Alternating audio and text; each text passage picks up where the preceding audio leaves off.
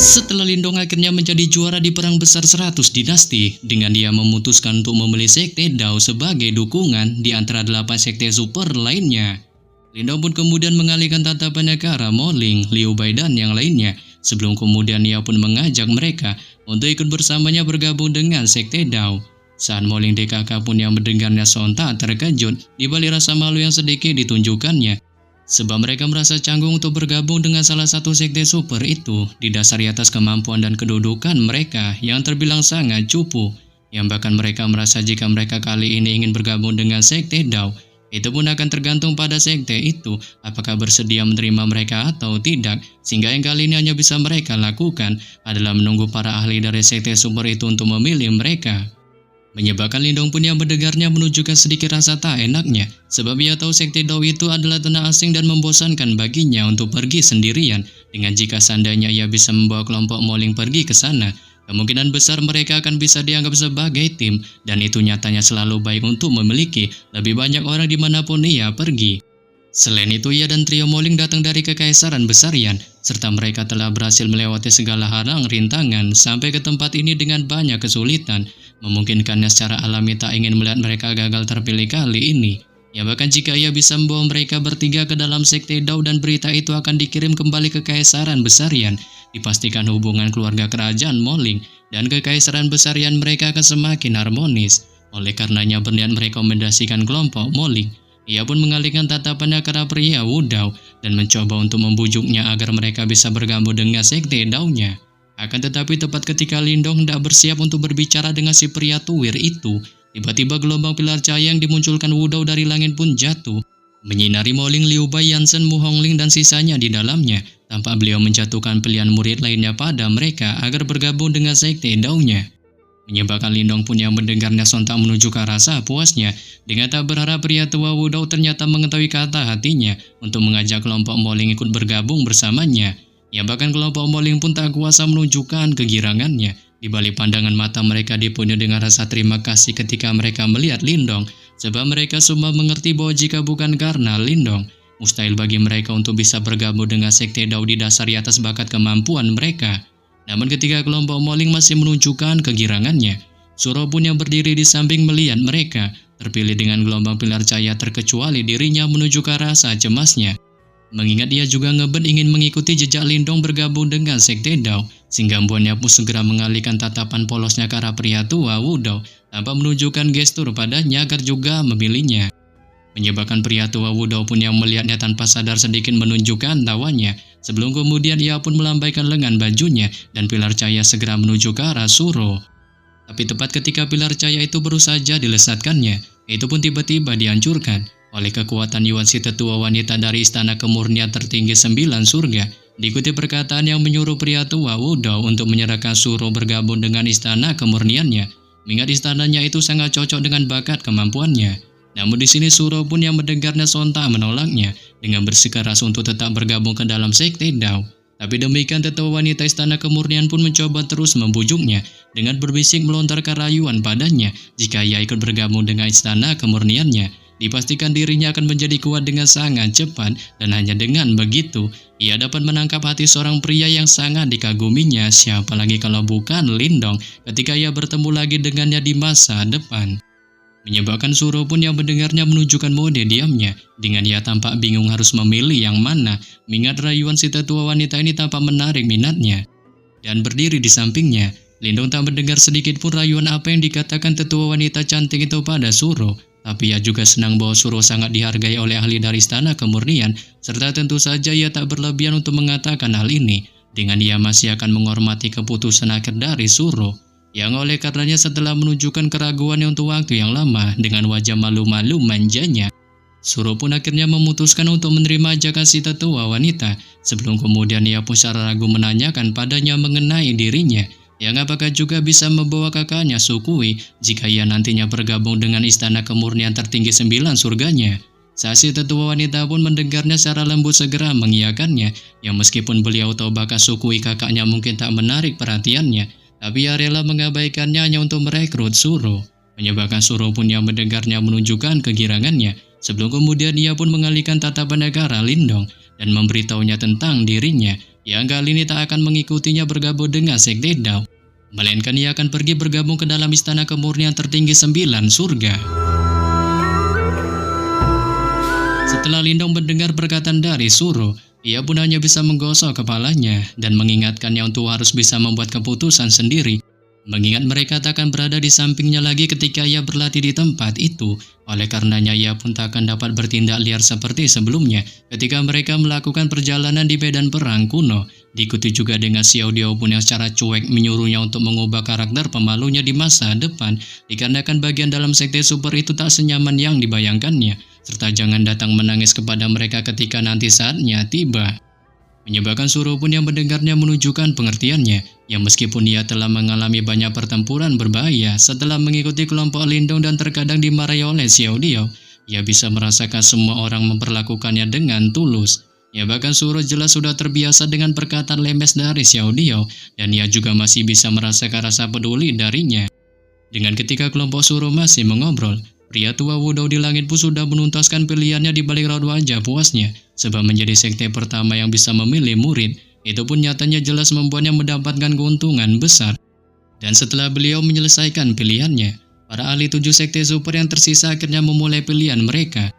Dengan sejumlah pilar cahaya segera menutupi langit, serta mereka langsung membagi para jenius yang tersisa di puncak gunung, menyebabkan Lindong pun yang melihatnya tak kuasa menunjukkan rasa bangganya, sembari tatapannya memandangi puncak gunung yang diliputi oleh suasana yang bersemangat, sebelum kemudian ia meregangkan pinggangnya secara malas, dan tatapannya melompat melewati wilayah inti serta melihat ke arah daerah yang jauh yang sama sekali tak bisa dijangkau tanpa memikirkan sesuatu hal, sebab ia tahu 1 tahun yang lalu, beberapa orang yang datang dari kekaisaran peringkat rendah telah terjerat dan dibebankan ke medan perang kuno ini, yang merupakan tempat banyak ahli berkumpul, dan pada saat itu, mereka adalah keberadaan terendah di medan perang kuno ini. Dengan bakal Lindong pada waktu itu, tak dapat membayangkan bahwa ia pada akhirnya akan melampaui para jenius yang datang dari kerajaan super dan menjadi eksistensi yang paling hebat dalam perang besar 100 dinasti, sehingga jika informasi ini terdengar sampai ke telinga semua orang di kekaisaran besarian, dapat dipastikan itu akan menimbulkan kehebohan besar. Terlebih lagi Lindong juga tahu mereka hanya akan menjadi murid biasa setelah memasuki sekte super, dengan jika mereka ingin meningkat serta menjadi murid langsung, mereka masih haruslah bekerja lebih keras lagi. Dan pada tahap ini, perang besar 100 dinasti telah secara resmi berakhir, tapi domain di tempat ini akan tetap terbuka untuk jangka waktu tertentu saat selama periode ini. Sekte super akan terus memantau tempat ini, dan jika ada jenius hebat lainnya, mereka akan diterima oleh kelompok sekte super.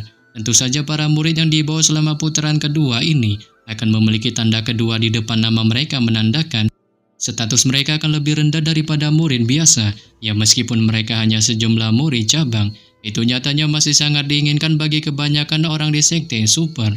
Oleh karenanya setelah 8 pemimpin sekte super menentukan pilihan para murid, perang besar 100 dinasti pun secara resmi dinyatakan berakhir, dengan Lindong berdiri di depan kelompok Moling yang kali ini memandangnya dengan hormat serta kagum, dan terlepas dari kerajaan mana mereka berasal, mereka dipastikan tak lagi berani bertindak arogan di depannya. Sebelum kemudian pria tua Wudou pun menatap ke arah mereka dan memberitahukan tentang dirinya, yang kali ini akan membawa mereka menuju ke wilayah sekte Dao-nya pasca perang 100 dinasti telah berakhir. Dengan berita tentang apa yang terjadi di sini, juga akan dengan cepat menyebar kembali ke wilayah kekaisaran mereka masing-masing, sekaligus juga dengan hadiah dari sekte Dao-nya akan segera dikirimkan. Saat ini pun buat kelompok Lindong yang mendengarnya sontak menunjukkan kegirangannya, sebab ketika berita ini menyebar ke dalam kekaisaran mereka masing-masing, dipastikan itu akan menjadikan mereka yang terkuat di antara generasinya, mengingat ada banyak kekaisaran di wilayah Suan Timur, dan banyak kekaisaran baru dihancurkan maupun diciptakan setiap harinya. Saat karena hal itu, salah satu cara untuk menilai kekuatan suatu kerajaan adalah dengan jumlah anggota yang telah bergabung dengan sekte super, ya meskipun sekte super tak akan ikut campur dalam perang antara kekaisaran. Para murid yang bergabung dengan sekte super akan secara alami tak mau melihat kekaisaran mereka sendiri dihancurkan, maka dari itu begitu kerajaan mereka dalam bahaya, para murid itu secara alami akan bergabung ke dalam medan pertempuran. Tentu saja itu akan baik-baik saja jika para murid itu hanya memegang status biasa saja di sekte super, tapi jika para murid itu memiliki bakat hebat yang dilindungi oleh sekte super mereka, sekte super tak akan mengabaikan nasib mereka juga, dan dipastikan mereka akan ikut campur ke dalam medan pertempuran. sehingga inilah menjadi alasan mengapa kekaisaran di wilayah Shuan Timur berusaha mati-matian untuk mengirim anggotanya ke dalam sekte super dengan harapan mendapatkan perlindungan mereka serta memastikan umur panjang dari kekaisarannya. Yang oleh karenanya setelah pria tua Wudong memberitahukan hal ini pada kelompok Lindong, beliau pun segera membentuk segel di tangannya dan kekuatan energi Yuan dengan cepat berkumpul di depannya sebelum langsung berubah menjadi formasi raksasa. Saat formasi itu adalah tempat teleportasi kembali ke sektenya. Di dasar atas semua sekte super telah membangun jejak ruang di medan perang kuno, dan mereka dapat mengaktifkannya sesuka hatinya untuk mengirim anggota baru mereka kembali ke sekte mereka sendiri, sebelum kemudian beliau pun memimpin kelompok Lindong untuk bergegas memasukinya. Menyebabkan Lindong pun yang mendengarnya sejenak mengamati si formasi raksasa, dan setelah mengucapkan secara lantang perkataan yang menyebutkan wilayah Shuan Timur, sekte super dan Ayang Ling Qingju, aku Lindong aku datang, ia pun bergegas mengajak Xiao Diao serta Xiao Yan untuk bergegas memasukinya. Dan sementara Lindong memasuki formasi raksasa OTW menuju ke wilayah sekte Dao. Ini pun kita akan berpindah cerita ke TKP wilayah kekaisaran berada, yang mana kali ini di sebuah aula kerajaan. Salah satu bawahan pun melaporkan pada Mo Jingtiang tentang informasi keberhasilan pangeran ketiganya Mo Ling telah berhasil diterima oleh sekte Dao yang merupakan salah satu dari 8 sekte super. Dan bukan hanya dirinya saja yang bergabung dengan sekte Dao, bahkan Duyun, Mansan dan sisanya telah bergabung ke dalamnya. Dengan orang yang paling berjasa memasukkan mereka ke dalam sekte super itu adalah Lindong, yang notabene sang juara dalam perang besar 100 dinasti.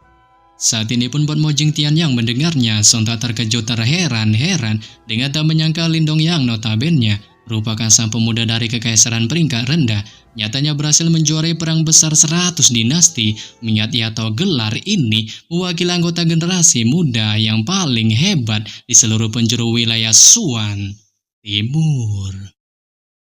Menyebabkan semua praktisi pun yang mendengarnya sontak menunjukkan keterkejutannya dengan masing-masing dari mereka tak menyangka 3 pemimpin kekaisaran yang memiliki kemampuan terkesan kuat cara pasrah melontarkan kesurenannya dalam perebutan segel sekte kuno, dan cukup banyak dari mereka menunjukkan kebingungannya ketika mereka memikirkan hal ini. Tapi tak berselang lama mereka pun segera menghilangkan pemikiran ini dan tak lagi merasa heran ketiga pemimpin kekaisaran peringkat tinggi ini tak berani berbicara banyak dikarenakan dengan Sikun yang notabene adalah seorang praktisi yang telah melangkah ke ranah Yuan Nirvana tingkat kedua. Itu nyatanya juga berhasil dibantai oleh Lindong, apalagi bahkan jika mereka menyerang secara bersamaan. Kemungkinan mereka tak akan mendapatkan keuntungan apapun untuk bisa melawannya, sehingga membuat sebagian dari mereka melontarkan kutukan di hatinya. Di balik pandangan mata mereka melihat ke arah ketiga segel sekte kuno di udara, sebelum akhirnya pandangan emosional mereka tertuju pada kelompok Mo Ling, dengan mereka tak berharap ketiga orang cupu dari kekaisaran peringkat rendah ini nyatanya akan benar-benar memiliki dagingan yang begitu sangat kuat seperti Lindong. Namun melihat situasi senyap dari semua praktisi ini, Lindong pun hanya menunjukkan sedikit tawannya, dan tepat ketika ia hendak mengambil 3 segel sekte kuno, tatapannya pun tiba-tiba membeku ketika ia menoleh ke arah kejauhan. Hanya untuk melihat bahwa ada banyak toko di puncak gunung, di belakang sebuah aula sekte menata tempat ini dengan penuh minat. Sebelum kemudian pandangannya pun melihat ke arah salah satu sosok wanita pernah dikenalnya yang ternyata itu adalah Mo Hongling.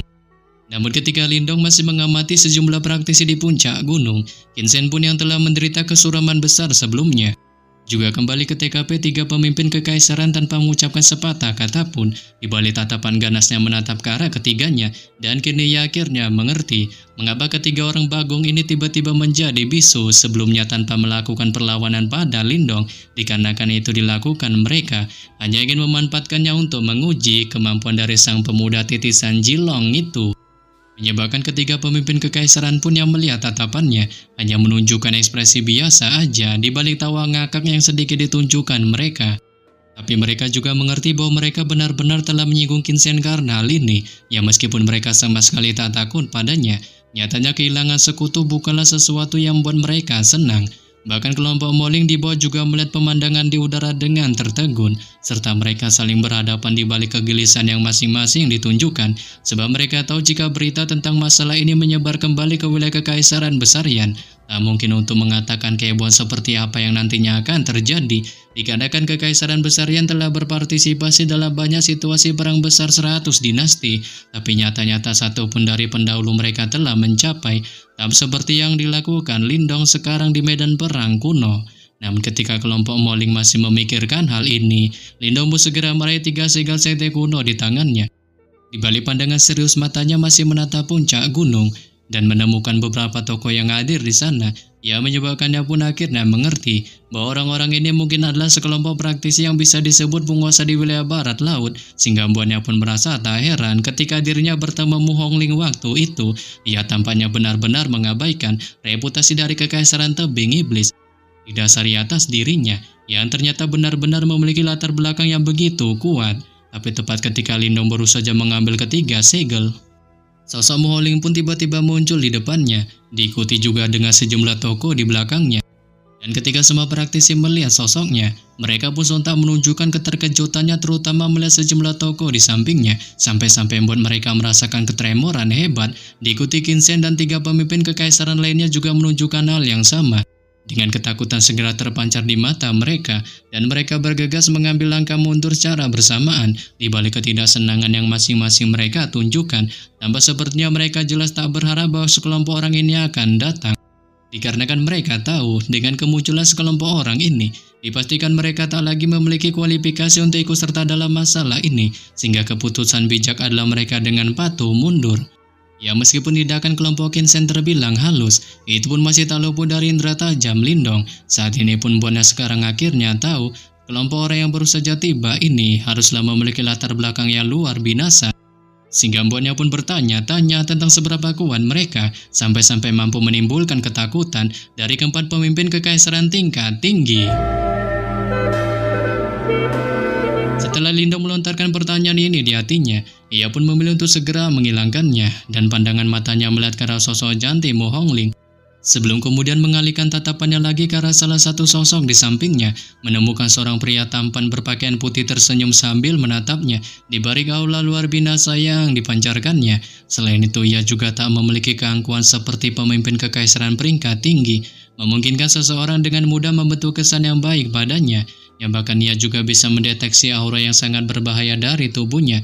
Tanpa aura itu jauh melebihi apa yang dirasakan dari aura Sikun waktu itu, sehingga membuatnya pun akhirnya tahu kelompok orang ini jelas bukan lain individu biasa. Tapi ketika Lindong masih mengukur kemampuan dari si pria berpakaian putih, yang terakhir pun juga melakukan hal yang sama, dengan tiba-tiba melontarkan sapaannya padanya dan memuji reputasi hebatnya yang akhir-akhir ini menggeparkan wilayah harta karun kuno. Saat ini pun buat Lindong yang mendengarnya sontak menunjukkan mode diamnya, dengan dia tak tahu apakah orang ini yang jelas memiliki latar belakang luar binasa adalah musuh atau sekutu. Tapi ia pun memilih untuk menangkupkan kedua tangannya dan menjawab salam dengan cara yang tanpa sedikit acuh, menyebabkan para anggota si pria berpakaian putih di belakang pun yang melihatnya tanpa menunjukkan ketidaksenangannya atas salam tengil dari Lindong. Tapi mereka pun memilih untuk tak melakukan tindakan apapun, didasari atas mereka yang juga sudah mengetahui informasi julid tentang kemampuan hebat Lindong yang dapat mengalahkan Sikun. Sebelum kemudian Mu Hongling pun tiba-tiba bereaksi, mungkin situasi cerdik Lindong waktu itu yang berhasil mengalahkannya dalam perebutan harta, sehingga membuatnya pun sekarang meminta kompensasi atas tindakannya itu. Saat ini pun buat Lindong yang mendengarnya hanya menunjukkan mode diamnya di balik kebingungannya, sebab ia tahu bahwa wanita licik ini berbicara setengah benar dengan mereka memang pernah mengalami situasi itu. Dan ia juga bisa merasakan bahwa Mu Hongling saat ini berada pada tingkat 1 tab Yuan Nirvana, tanpa ia tak bisa dibandingkan dengan Sikun. Seperti pepatah Don't Just Book by Its Cover, Lindong pun sadar bahwa seseorang tak boleh menilai buku dari sampulnya saja, melainkan juga dari dalamnya. Sebab sepertinya meskipun dirinya adalah seorang ahli panggung Yuan Nirvana, ia nyatanya mampu mengalahkan seorang ahli seperti Sikun yang telah mencapai tingkat 2 panggung Yuan Nirvana di atasnya. Bahkan latar belakang Mu Hongling cukup kuat, yang oleh karenanya Lindong pun menolak untuk percaya bahwa ia tak memiliki keterampilan kuat yang akan memungkinkannya untuk mengalahkan musuh tingkat tinggi di atasnya. Namun ketika Lindong memikirkan hal ini, pria berpakaian putih pun menyuruh Mu Hongling untuk tak menunjukkan mode seriusnya pada Lindong, dan kemudian memperkenalkan dirinya padanya yang ternyata bernama Liu Bai. Saat ini pun Pak Lindong yang mendengarnya, terutama nama dari Liu Bai sontak terkejut terheran-heran, dan sekarang ia akhirnya mengerti mengapa Qin Zhen dan para praktisi lainnya begitu takut atas kemunculan pria berpakaian putih ini, sebab di antara para praktisi elit yang berkumpul di wilayah barat laut, Ada keberadaan 4 kultivator yang kuat dan mereka adalah orang-orang yang paling terkenal di wilayah barat laut. Dengan salah satu 4 kultivator itu ternyata adalah Liu Bai yang notabene adalah seorang terkuat yang telah maju ke peringkat nirvana sekaligus dijuluki sebagai si iblis tombak, sehingga empuannya pun hanya bisa melontarkan pujiannya pada Liu Bai atas reputasi hebatnya yang telah lama didengarnya di wilayah benua barat laut. Sebelum kemudian ia pun mengalihkan topik percakapan dan menanyakan pada Liu Bai mengenai kedatangan kelompoknya yang apakah juga tertarik dengan sisa peninggalan sekte kuno di tempat ini. Saat ini pun Pak Liu Bai yang mendengarnya segera membantahnya. Dikarenakan ia merasa warisan sekte kuno itu bukanlah sesuatu yang harus kelompoknya miliki, melainkan alasan utama kedatangan kelompoknya ke sini hanya untuk menjalin perbestian dengannya. Sontak saja mendengar hal ini, semua praktisi pun spontan menunjukkan kegemparannya terutama kelompok Kinsen. Sebab mereka tak berharap bahwa tokoh legendaris di wilayah barat laut ini akan mengambil inisiatif untuk berteman dengan Lindong, memungkinkan mereka harus terus menunjukkan rasa hormatnya padanya. Dan jika berita tentang masalah ini menyebar, dipastikan beberapa kerajaan peringkat tinggi tak akan berani sedikit pun menyenggol Lindong. Yang bakal Lindong pun juga menunjukkan hal yang sama, dengan dia segera menunjukkan rasa hormatnya pada perkataan dari Liu Bai, hingga dia merasa lega konflik yang dibayangkan dengannya sebelumnya sama sekali tak terjadi. Dan setelah itu, mereka berdua pun mengobrol sebentar sebelum suasana menjadi hangat. Sampai pada akhirnya ini berlanjut sebentar sebelum kelompok Liu Bai menunjukkan tanda-tanda pergi. Tapi sebelum beranjak pergi, Liu Bai pun melontarkan pesan pengingat pada Lindong tentang mereka yang kemungkinan akan bertemu lagi di daerah yang dalam dari wilayah harta karun kuno. Dan pada saat itu, kemungkinan mereka bahkan harus bekerja sama. Sebelum kemudian ia pun memutuskan membawa Mu Honglin dan para anggota lainnya untuk bergegas pergi. Dengan setelah kepergian kelompok Liu Bai, Lindong pun terus memikirkan arti kata-kata dari Liu Bai, dan ia merasa tampaknya pertarungan di dalam harta karun kuno ini memang tak akan menjadi biasa, dikarenakan bahkan orang seperti Liu Bai sekalipun tak memiliki keyakinan mutlak untuk menang. Tampak jelas ada sejumlah ahli yang bersembunyi di balik bayang-bayang, dan ketika memikirkan hal ini, Lindong pun tiba-tiba teringat sosok Musa yang ia temui sebelumnya, yang meskipun orang-orang itu tak lebih lemah dari Liu Bai, nyatanya namanya tak terdaftar di antara 4 penguasa di wilayah barat laut, serta karena itu, seseorang tak tahu apakah ia merupakan seorang ahli yang menyembunyikan diri atau seseorang dari tempat lain, sehingga bagaimanapun juga, orang-orang ini adalah individu yang terbilang luar binasa. Hingga setelah memikirkan hal ini, Lindong pun memimpin kelompok Moling turun dari udara untuk mendarat di tanah, sebelum kemudian secara acak melemparkan kembali segel sekte kuno di tangannya kepada mereka. Saat ini pun buat ketiganya yang melihatnya segera menerimanya, dan setelah itu mereka pun mengalihkan tatapannya untuk melihat sejumlah kekaisaran dan para ahli di langit tak lagi memiliki niatan untuk menyerang mereka pada saat ini. Didasari atas Lindong yang kali ini berada di pihak mereka.